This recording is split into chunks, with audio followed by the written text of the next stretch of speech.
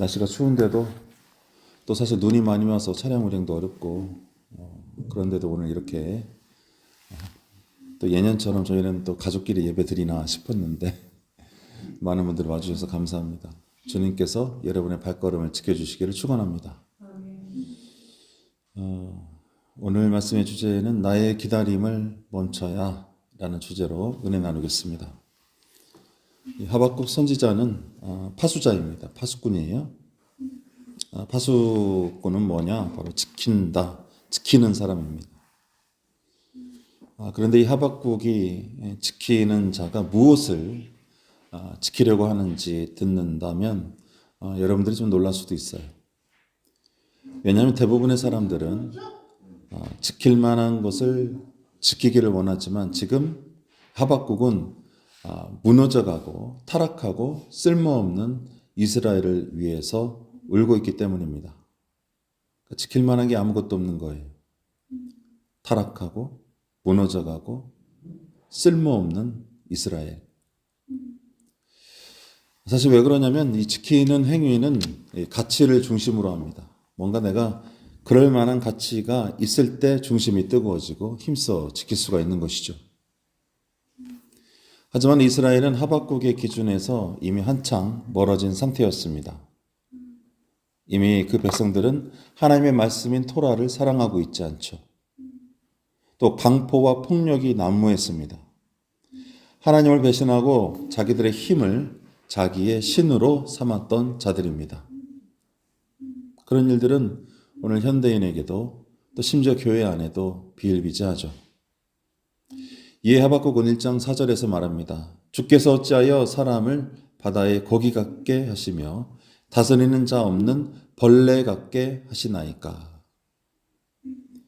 물론 이런 평가를 들은 백성들은 스스로는 아무런 문제의식이 없을 수도 있습니다. 나 지금 잘 살고 있는데 무슨 소리야? 내가 내 삶 살겠다는데 무슨 소리야?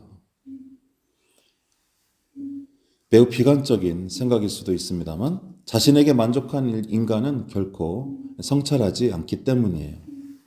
내가 지금 통장에 잔고가 넉넉하고 건강하고 자식들이 아무 문제가 없는데 그런 사람이 성찰의 기회가 있기가 쉽지는 않죠. 하박국 1장에는 이미 맛이 가버린 백성들의 모습이 적혀 있는 거예요. 3절의 4절의 말씀입니다. 겁탈과 강포가 내 앞에 있고 변론과 분쟁이 일어났나이다. 이러므로 율법이 해이하고 정의가 전혀 시행되지 못하오니 이는 악인이 의인을 에워쌌으므로 정의가 굽게 행하여 짐이니이다. 아멘.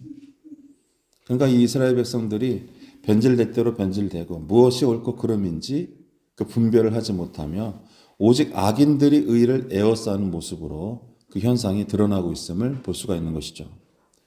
여러분들은 시편과 다윗의 이야기를 통해서도 아시겠지만 악인들은 에워싸는 것을 좋아합니다. 어리석은 무리들을 이용하기를 좋아하죠. 자신을 방어할 방법이 또 자신의 잘못된 욕망을 정당화할 수 있는 방법이 머릿수밖에 없기 때문에 그런 거예요. 그러나 하나님의 말씀은 그런 인간의 비틀어진 욕망을 찌릅니다. 그리고 도덕과 질서가 무너진 사회에서 율법과 같은 법과 질서는 지켜지기가 어렵죠. 그저 무리들이 그 많은 수의 머릿수들이 옳게 여기는 것이 진리가 되는 세상이기 때문입니다. 그러나 하나님의 말씀은 양심을 찔러 바른 길을 생각하도록 하는 줄로 믿습니다. 왜 인간으로 살아야 하는지, 왜 하나님을 의지해야 하는지에 대해 말입니다. 사실 설명하기 어렵거나 설명할 수 없는 대상을 이야기하는 것 자체가 하나님의 도우심이 없이는 불가능한 것이죠. 그러나 주님께서는 이 일을 쉬지 않으셨습니다. 그래서 하박국도 하나님께 쓰임을 받고 있음을 알 수 있어요. 그는 주님께 질문하고 있기 때문입니다. 지금 벌어지고 있는 일이 옳지 못함을 알고 있는 사람이기 때문이에요. 달리 말해서 말할 수 없고 설명하기 힘든 일을 설명하려고 또 그 음성을 받아서 준비하고 있다는 뜻입니다. 그는 머릿수만으로 자신이 존중받아야 되는 줄 아는 무리들을 향해서 외롭지만 말씀을 전파해야 하는 사람이었던 것이죠. 그런 의미에서 그는 파수꾼이었고 또 저와 여러분들이 그와 같은 역할을 해내야 되는 줄로 믿습니다.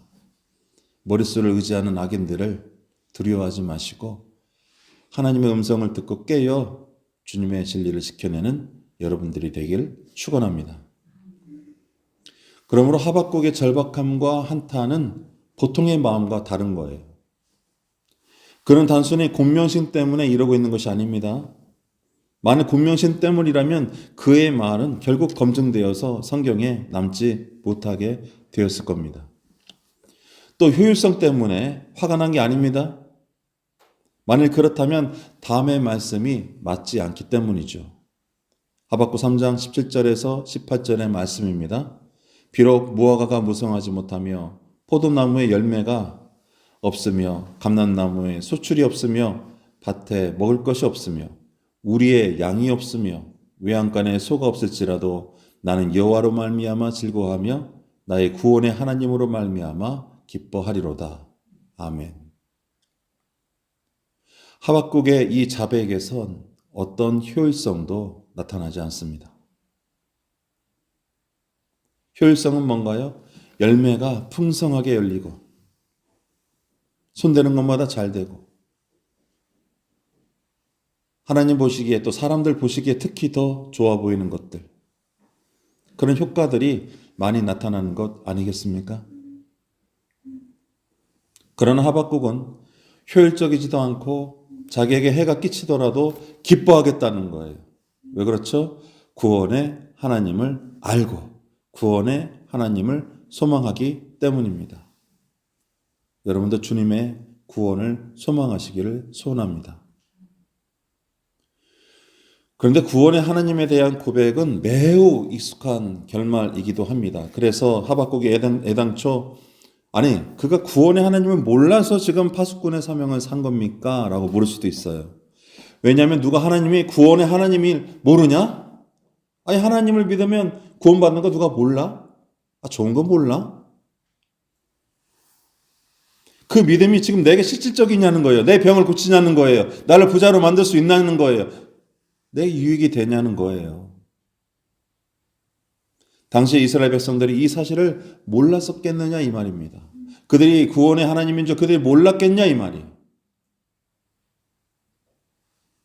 그래서 이것을 설명하기 위해서 제가 간증 하나를 소개할 텐데요.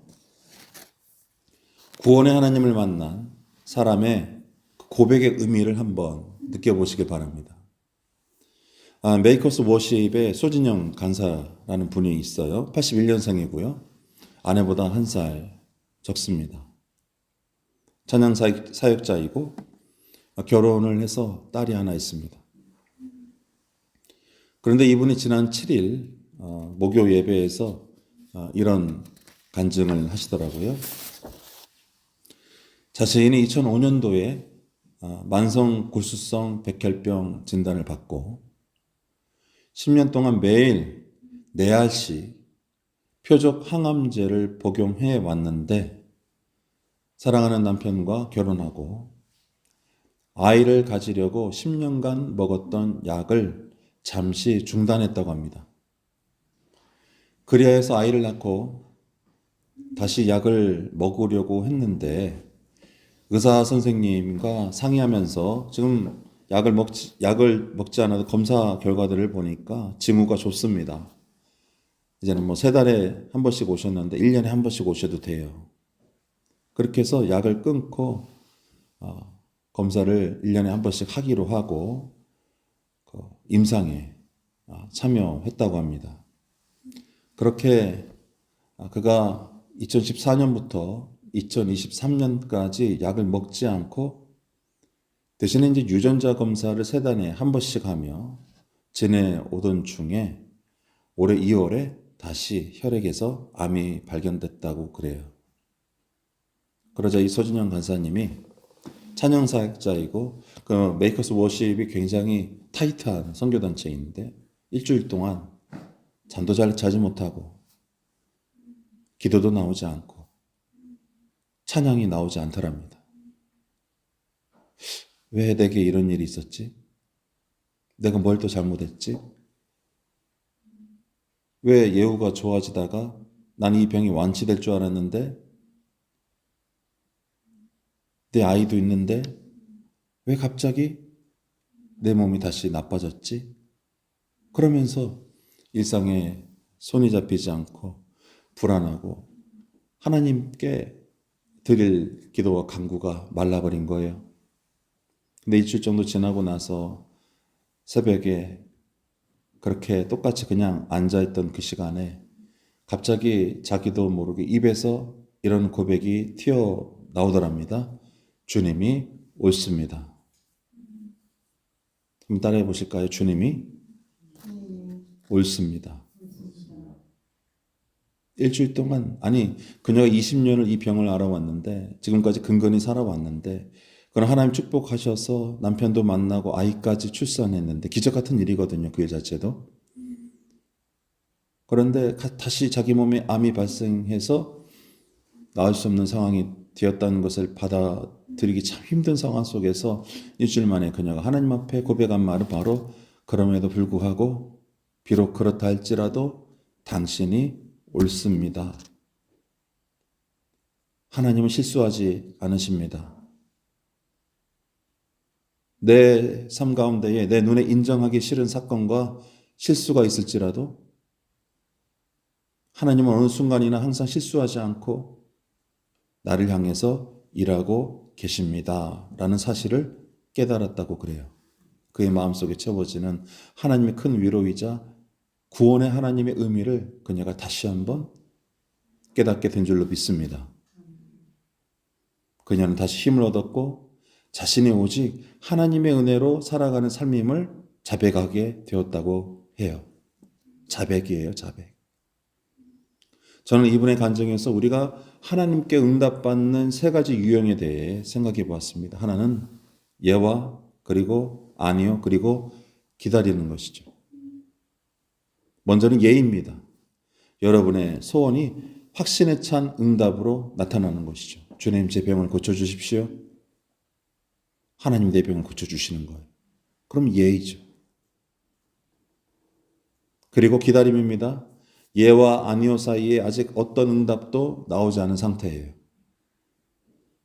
그러나 이 기다림이 단순히 차례가 되면 돌아오는 일이 되는 경우엔 어떤 일이 벌어지게 될까요? 그냥 차례가 오면 이뤄지는 일이 그런 기다림이라면 어떤 일이 벌어질까요? 바로 예를 들어 아니오라고 사형 선고를 받은 성도에게도 당신 차례가 돌아오면 당신도 혹시 나음을 입을 수 있어 라고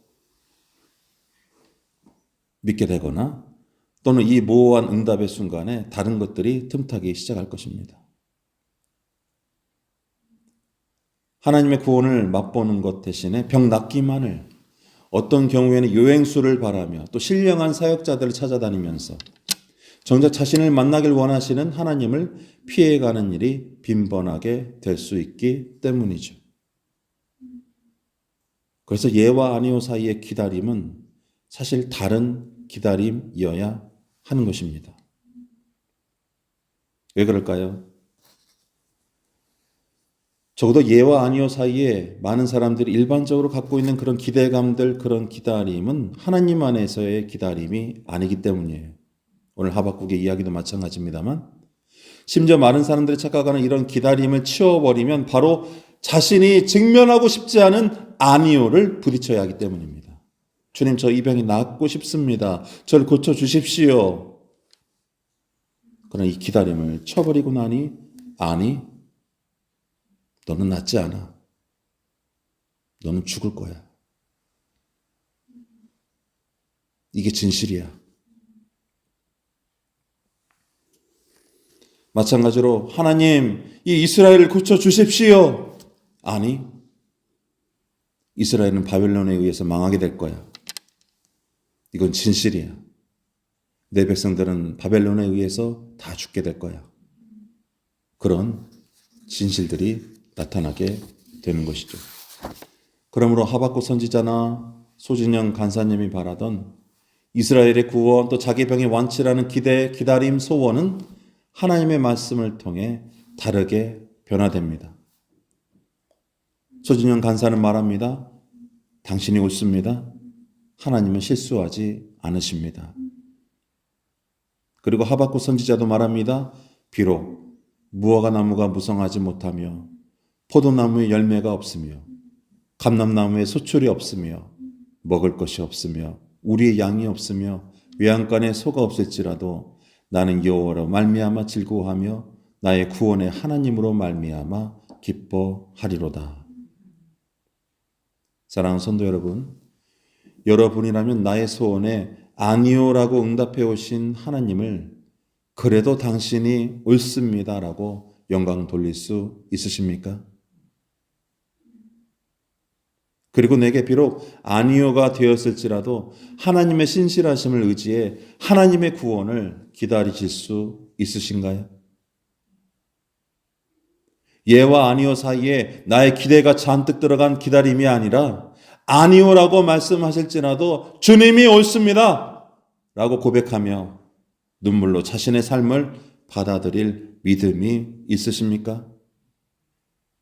비록 내가 아니오라고 거절당했을지라도 여호와로 말미암아 즐거워할 수 있냐는 뜻이에요.